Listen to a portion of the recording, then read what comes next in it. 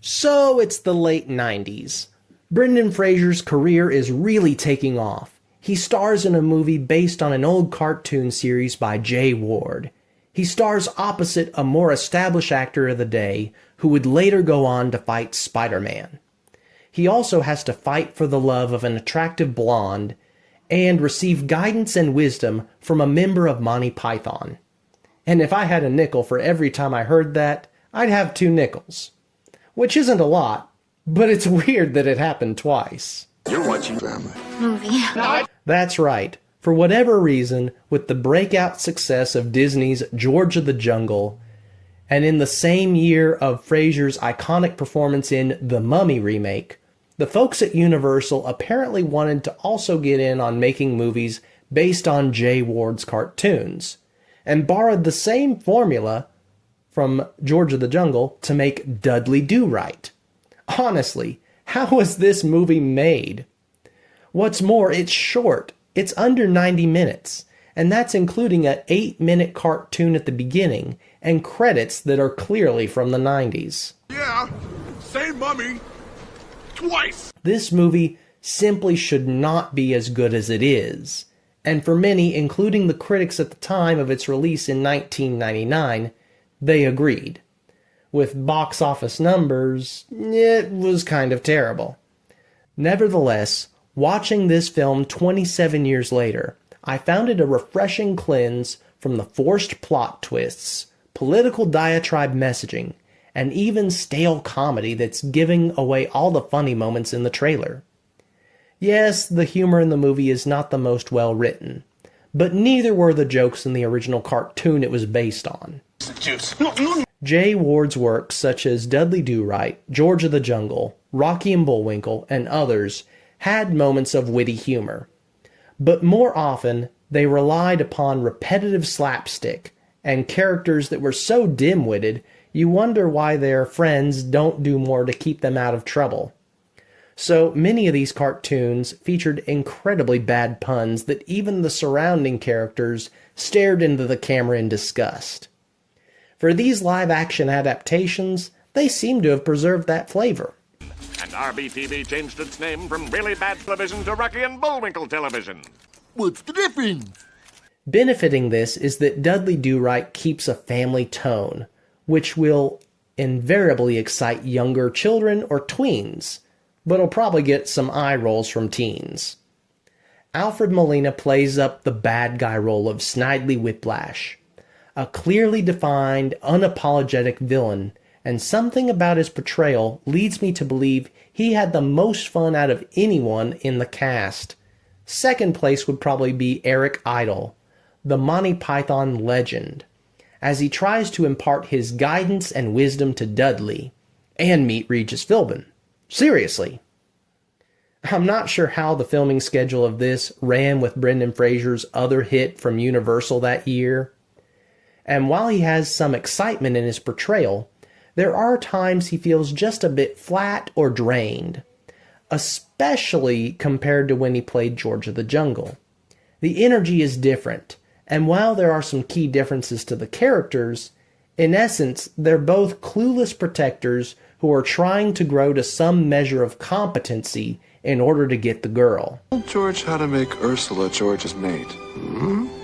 So many of the gags in this movie are borrowed from the cartoons, and even expands upon them.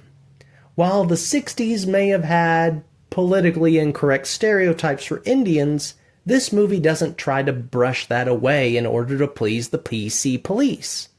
On the contrary, they embrace it, but not how you might think. In many ways, it feels more realistic than Dudley ever being entrusted with a post as a Mountie.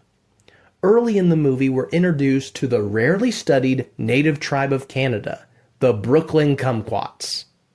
They're holding a harvest festival, but upon arriving, the audience realizes that this is hardly a reservation for Native Americans, and it's more of a tourist trap dinner theater.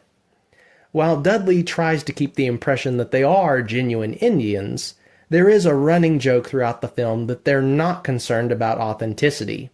Rather, they want to put on a good show that will keep people coming back. There's no business like show business. Also, despite Dudley's dim-witted nature, he does have a solid moral core where right and wrong are clearly defined.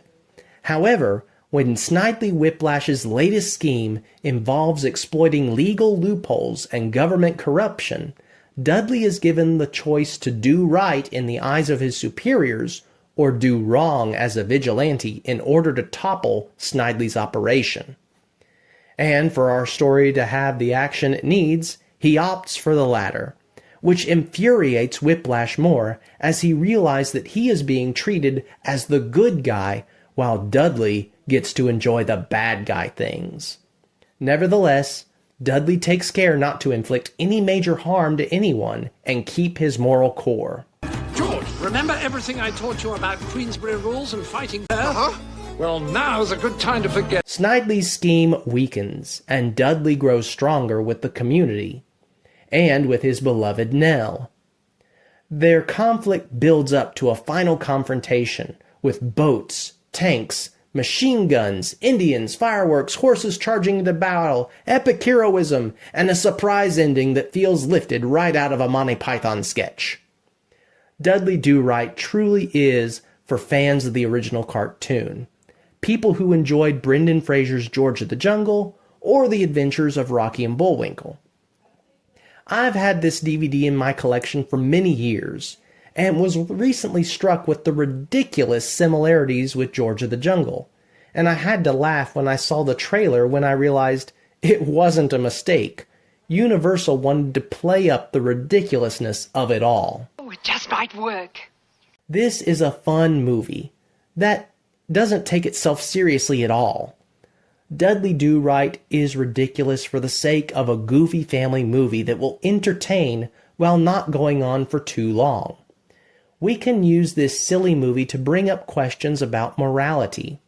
How do we know what is right and wrong? Do we always have to do right? What do we do if others want us to do what is wrong, but say that it's right? Is it ever appropriate to do wrong? Movies should be able to serve us as tools for teachable moments. Good movies have a good influence. Bad movies can have a terrible influence. Our task is to choose wisely with discernment. If you'd like to hear more about my thoughts on a particular movie or something else, leave a comment below. Thanks for watching.